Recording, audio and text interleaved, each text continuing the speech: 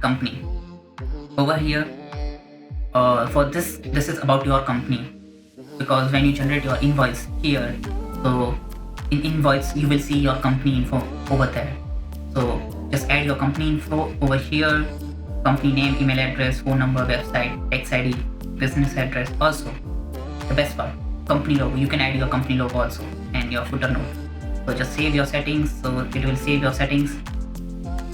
That's it. So whenever you generate the invoice from this tool, so it will showcase the company name as well as the customer details in the invoice. So this is very good part for you